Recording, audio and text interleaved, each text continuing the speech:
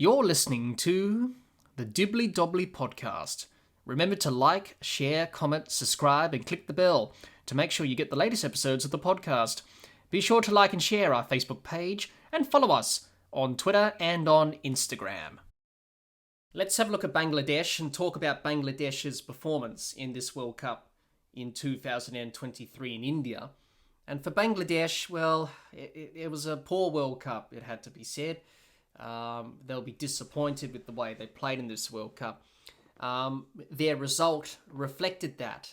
They finished in 8th place in the group stage.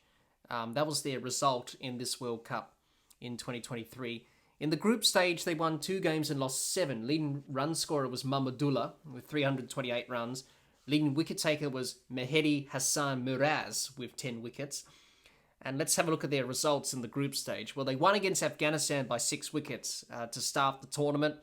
And then it sort of went downhill after that. They lost against England by 137 runs. They lost to New Zealand by 8 wickets. They lost to India by 7 wickets. They lost to South Africa by 149 runs. They lost to the Netherlands by 87 runs. They lost to Pakistan by 7 wickets. They won against Sri Lanka by 3 wickets.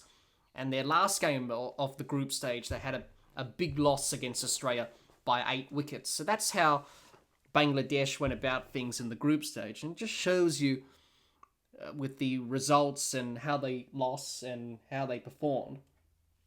It just shows you how Bangladesh played their cricket in this World Cup. Wasn't up to scratch. They had a few problems going into this World Cup. Shakib Al Hasan obviously not happy with a few things, and a bit of disunity and cohesion within the camp didn't really help Bangladesh. They had their problems throughout this World Cup. Their batting at times was very poor. They had batting collapses very early on. They lost wickets in the first 10 overs, which really set them back, really either setting the target or chasing. Their bowling struggled as well at times, especially against the top-ranked nations like Australia, South Africa and India, for an example. Their bowling struggled. Bangladesh, it wasn't a great World Cup. Shakib Al Hasan had his moments as well. Obviously, his captaincy, he didn't play most of the games. He missed out because of injury. That didn't help. But also the controversy surrounding Angela Matthews and the timeout dismissal at Eden Gardens. At Delhi, at the Arun Jaitley Stadium, which caused a bit of controversy and a bit of debate. So that didn't help Bangladesh either. Obviously, copying that from everyone in the cricketing world after it happened. As I said, it was a bit of a disjointed campaign. They didn't quite get going at all.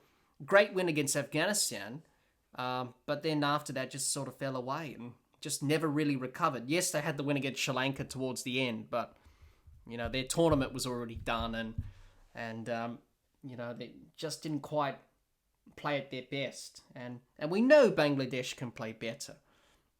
We've seen that in the past. But with Bangladesh, their batting, Mahmudullah, the veteran, he did well. 328 runs. He scored a century against South Africa, which wasn't bad. Liton Das did well with the bat. Shanto, Musfika Rahman scored some runs. So they've got some exciting talent with the bat as well, Bangladesh. You've got Hildroy and you've got Taman, who are very exciting young players emerging. Their bowling, Mehdi Hassan Miraz, probably their best bowler throughout this tournament. Shakib Al Hasan at times did well with the ball, but then struggled. Their seamers, Musfika Rahman and Taskin Ahmed didn't have an impact in this tournament. Didn't do what they've done in the past. So, as I said, they've struggled in every department. The batting and bowling side of things, they really struggled. Didn't really quite get on a bit of a roll, really. So that was the problem for Bangladesh. So looking back at this World Cup for Bangladesh, they'll be disappointed. Their batting and bowling wasn't up to scratch. Another World Cup where they performed pretty poorly. So they'll be hoping to make amends and hoping to do better in the next World Cup in 4 years' time. But that's a long, long way away. But to finish off about Bangladesh, yeah, overall it was a pretty disappointing World Cup campaign, and they'll be disappointed with the way they played in this World Cup, because we know Bangladesh can play better. Unfortunately, didn't quite execute their skills with bat and ball, and didn't quite play to their potential. Thanks to everyone who tuned into our ICC Cricket World Cup 2023 coverage over these last few weeks. It's been great fun, and I hope you enjoyed it as much as we have bringing it to you. If you're watching or listening to this episode of the podcast on our YouTube channel, let us know in the comments your thoughts on Bangladesh's ICC Cricket World Cup 2023 campaign. We'll love to hear what you have to say.